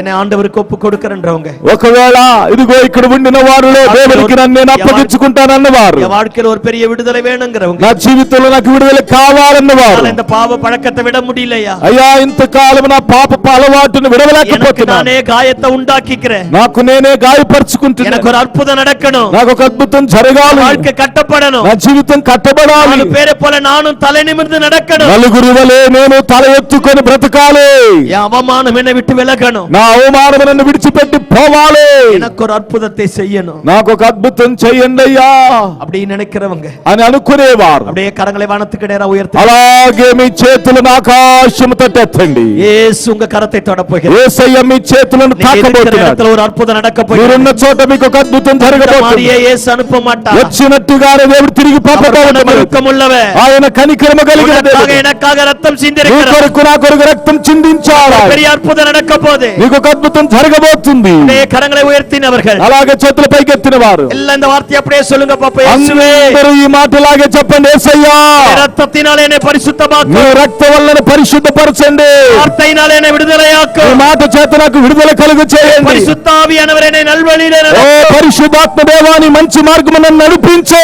என்னை துர்க்கிரியைகளுக்கு தப்புவித்துக் கொள்ளும். దుష్ట క్రియల నుంచి నన్ను కాపాడండి. என்னால முடியல ஆண்டவரே, నా వల్ల కాలేదయ్యా, சமூகத்துல வந்திருக்கிறேன், ఈ సన్నిధానానికి వచ్చాను. ஒரு அற்புதம் நடப்பதாக, నాకు ఒక అద్భుతం జరుగునుగాక. தெய்வமே, దేవా, இயேசுவே, యేసయ్యా, இயேசு பிரபு, యేసు ప్రభు, இறங்குவீராக, మీరు కనికరమును చూపండి. తాకండి, என்னை தொடும் ஆண்டவரே, నన్ను తాకండి అయ్యా, எனக்கு ஒரு அற்புதம் நடக்கட்டும், నాకు ఒక అద్భుతం జరగాలి, நான் విడుదలయాக்கப்பட, నేను విడుదల కలగాలి, குடும்பம் నా கட்டப்படட்டும், కుటుంబం కట్టబడాలి, శత్రుக்களுக்கு మధ్యలో என் తల నా உயர்த்தப்படட்டும், శత్రువుల మధ్య నా తలపై కట్టబడాలి, என் கரம் என்னை தொடுவதாக. నీ హస్తము నన్ను తాకునుగాక. அப்படியே ஆண்டவரை நோக்கி கேட்போமா, అలాగే దేవుని వైపు చూస్తూ పిలుద్దామా? అందరూ పిలుద్దాం, எல்லாரும் வாய்களை திறந்து. అందరు నోరులు తెరిచి. அந்த ஜோசப் ஐயா பாருங்க, ఆ జోసఫ్ అయ్య చూడండి, எத்தனை அவமானம், ఎంతటి అవమానం, எந்த இடத்துல நிர்வாணமாய் நின்றாரோ ఏ చోట దిగంబరుడుగా నిలవబడ్డాడు, அதே இடத்துல ரெட் கார்பெட் போட்டு అదే చోట రెడ్ కార్పెట్ పరిచి கர்த்தர் கொண்டு வர ஆரம்பித்தார். దేవుడు తీసుకురావటం మొదలెట్టాడు. மாலை வேளையில நான் உனக்கு தீர்க்க தரிசனமா சொல்றேன், ఈ రాత్రి వేళలో నేను ప్రవచనాత్మకంగా మీతో చెప్తున్నాను. அவமானப்பட்டு தலை குனிந்து அழுது போயிருக்கிறாயோ, అవమానపరచబడి తల వంచి తల వంపులతో నడిచి ఏడుస్తూ వెళ్తున్నావా? எல்லாமே உங்கிட்ட இருந்து பறிக்கப்பட்டு போயிடுச்சு. అంతా నీ యొద్ద నుండి లాగివేయబడిందా? கடங்காரனாக అనాథயாக இருக்கிறேன் என்று நினைத்தாயோ, అప్పు స్థితిలో అప్పుల వాడిగా నేను నిలిచిపోయాను అనుకుంటున్నావా? எழும்பவே முடியாது என்று நினைத்து விட்டாயோ, ఇంకా నేను లేవలేను అని అనుకుంటున్నావా? இல்ல தேவ பிள்ளையே, లేదు దేవుని బిడ్డ, உனக்காக ஒருவர் மரித்திருக்கிறார், నీ కొరకు ఒక ఆయన మరణించాడు. அவர் மீண்டுமாய் உன்னை கட்டி எழுப்ப போகிறார். ఆయన మళ్ళా నిన్ను తిరిగి కట్టి నిలవబెట్టబోతున్నాడు. భయங்கள் எல்லாம் உன்னை விட்டு விலக నీ போகிறார். భయములన్నీ నిన్ను విడిచిపెట్టి పోబోతున్నాడు. உனக்காக ஜெபிக்கும்படியாய் விரும்புகிறேன். నీ కొరకు నేను ప్రార్థన చేయగోరుతున్నాను. அதே ரெண்டு கரங்களை வானத்துக்கிட்டே ராவு, అలాగే రెండు హస్తాలు ఆకాశం తట్టెత్తి தெய்வத்தை பார்த்து దేవుని వైపు చూస్తూ, எனக்கு ஒரு అద్భుతం நடக்கட்டையா, నాకు ఒక అద్భుతం జరిగించండి, சத்துருக்களுக்கு மத்தியில நான் தோற்று போக నా கூடாது, శత్రువుల మధ్య నేను ఓడిపోకూడదు, அவமானம் என்னை விட்டு விலகட்டும், ఈ అవమానం నన్ను విడిచిపెట్టి మరణ భయం పోవాలయ్యా, విలగట్టు, అయ్యా ఈ భయం నన్ను విడిచిపెట్టి పోవాలి, மரணத்திற்கு ஏதுவான பாவங்கள் என்னை விட்டு விலகட்டும், మరణకరమైన పాపము నన్ను విడిచిపెట్టి పోవాలయ్యా, என் குடும்பத்தை கட்டி నా எழுப்புங்க, కుటుంబాన్ని తిరిగి కట్టండి అయ్యా, இது எனக்கு మించిన భారமாய் ఇది இருக்கிறது, నాకు మించిన భారముగా ఉందయ్యా, எப்படியாகிலும் காப்பாற்றும், నన్ను ఏ విధంగా కాపాడండి అయ్యా. அவரை பார்த்து சொல்ல, కన్నీటితో ఆయన చూసి చెప్పండి, அவர் உனக்கு ஒரு అద్భుతத்தை செய்ய, ఆయనకు ఒక అద్భుతం చేయడానికి ఇష్టపడుతున్నాడు. பரலோக பிதாவே, పరలోకమందు మేము తండ్రి, அற்புதமான தேவகுமாரனாகிய இயேசுவின் நாமத்தினால் మీ అద్భుతమైన దేవుని కుమారుడైన యేసు నామములో பரிசுத்த சமூகத்துல வருகிறோம். ఈ పరిశుద్ధ సన్నిధానానికి వస్తున్నాం. அவரே, உம்முடைய பிள்ளைகளாகிய நாங்கள் உம்மிடத்துல வந்திருக்கிறோம்ப்பா. దేవా మీ పిల్లలుగా మీ వద్దకు మేము వచ్చామయ్యా. உடைக்கப்பட்டவர்களாய், అయ్యా బద్దలైన వారిగా, ஏமாற்றப்பட்டவர்களாய், మోసగించబడిన వారిగా, போனவர்களாய், ఓడిపోయిన వారిగా, பயத்தோடு, మరణ భయముతో, துக்கத்தோடு, కలవరముతో, நிச்சயமற்ற ఎదుర్కాలతోడు, అయ్యా ఎదురు చూపు ఏమీ లేని స్థితిలో, வழி ఇల్లాமல் బ్రతకడానికి అవకాశం లేక சமூகத்துல வந்திருக்கிறோம் మీ ஆண்டவரே. సముఖానికి వచ్చామయ్యా. இப்பொழுதே உம்முடைய கரம் நீட்டப்படுவதாக, ఇప్పుడే మీ చెయ్యి చాపండి రాయన. இயேசுவின் நாமத்தில் உம்முடைய கரம் యేసు நீட்டப்படுவதாக, నామములో మీ చెయ్యి చాపబడును. பிள்ளைகளை உம்முடைய கரம் தொடுவதாக, మీ పిల్లల మీ హస్తం తాకునుగాక. கல்வாரி சிலுவையிலே சிந்தின ரத்தத்தின் வல்லமை కల్వారి శిలువలో చిందించిన యేసు రక్తము యొక్క శక్తి எங்களுடைய பாவங்களை கழுவுவதாக, ఆ పాపములను కడుగునుగాక, அக்கிரமங்களை ఆ விலக்குவதாக, అక్రమం తొలగించునుగాక. இயேசுவே, యేసయ్యా, உம்முடைய பரிசுத்த ரத்தத்தினாலே எங்களை ఈ கழுவுவீராக. పరిశుద్ధ రక్తముతో మీరు మమ్మల్ని కడగండి. வந்திருக்கிற ஒவ்வொருவரையும் உம்முடைய ரத்தத்தின் வல்லமையினால் விடுதலையா, వచ్చిన ప్రతి వారిని మీ రక్తము యొక్క శక్తి వల్ల విడుదల కలుగుచేయండి. மரண பயங்களை விலகட்டும், ప్రతి మరణ భయమును తొలగించండి. எல்லா சபிக்கப்பட்ட வல்லமைகளை விலகட்டும், ప్రతి శాపకరమైన శక్తులు తొలగించండి. எங்களை விட்டு விலகட்டும், నాయన సమస్యల నుంచి విడిపించండి. குடும்பங்களை விட்டு விலகட்டும், నా కుటుంబం నుంచి వాటిని ஆவி, విడిపించండి. ஆத்துமா, சரீரத்தை விட்டு ఆత్మ விலகட்டும், ప్రాణ దేహముల నుంచి వాటిని వేరు చేయండి. குற்ற உணர்வு விலகட்டும் ராஜா. అయ్యా నేర స్థాపన హృదయమును తొలగించండి. ரத்தத்தினாலே தெய்வீக சுகம் உண்டாகட்டும், మీ రక్తం వల్ల దైవిక స్వస్థత ఉండునుగాక. அடைக்கப்பட்ட கற்பங்கள் திறக்கப்படும், మోయబడిన గర్భములు తెరవబడునుగాక. தோல்விகள் மறையட்டும், ఓటములు లయమగునుగాక. ஏமாற்றங்கள் மறையட்டும், మోసములు పోవునుగాక. நாட்கள் முடியட்டும், దుఃఖ దినాలు ముగియునుగాక. சரித்திரத்தின் ஆவிகள் விலகட்டும், దారిద్రపు ఆత్మలు దూరమగునుగాక. பிரச்சனைகள் மறையட்டும், అప్పు బాధలు లయమగునుగాక. உடைய பிள்ளைகளை தூக்கி எடுப்பீராக. మీ నైనాని బిడ్డలు పైకి లేవనెత్తుదురుగాక. யாரு முன்னாடி தலை குனிஞ்சு போக கூடாது, ఎవరి దగ్గర తల దించుకోకూడదయ్యా. வெட்கப்பட்டு போக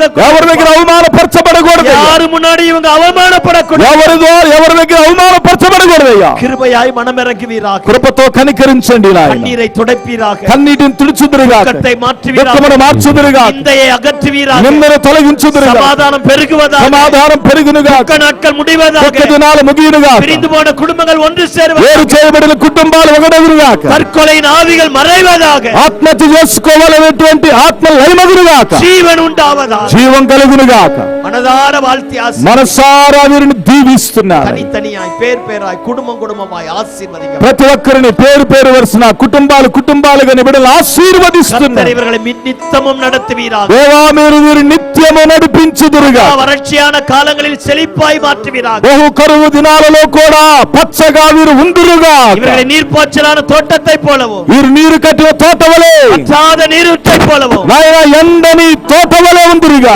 சுகவாழ்வு துளிர்ப்பதாக. అయా వీరి సుఖ జీవితం చిగురించునుగా. கெட்டுப்போன அவய உறுப்புகள் எல்லாம் சிருஷ்டிக்கப்படுவது. పాడైపోయినటువంటి అవయవాలు మరలా తిరిగి సృష్టింపబడునుగా. அப்படியே செய்கிறதற்காக நன்றி. దేవా మీరు అలాగే చేస్తున్నందుకు వందనాలు. இயேசுவின் நாமத்தில் விடுதலை உண்டாகிறது. యేసు నామములో విడుదల ఉండినందుకు వందనాలు. இயேசுவின் நாமத்தில் நம்முடைய வல்லமை கிரியை நடப்பிக்க. యేసు నామములో శక్తి కలిగిన క్రియ జరిగించినందుకు వందనాలు. எல்லாருமாய் கரங்களை தட்டி యేసப்பாவுக்கு நன்றி சொல்லுவோம். అందరూ చప్పట్లు కొట్టి యేసు తండ్రికి అందరూ వందనాలు చెల్లిద్దామా. விடுதலை பெற்றுக் கொள்ளுங்கள். విడుదల పొందుకోనండి. இயேசுவின் நாமத்தினால் యేసు నామములో அற்புதம் நடப்பதாக. అద్భుతం జరుగునుగాక. கர்த்தர் அப்படியே செய்கிறதற்காக దేవా మీరు అలాగే చేసినందుకు వందనాలు. இயேசுவின் நாமத்தில் యేసు నామములో ప్రార్థన ఆలకించండి తండ్రి. ஆமென். ఆమేన్.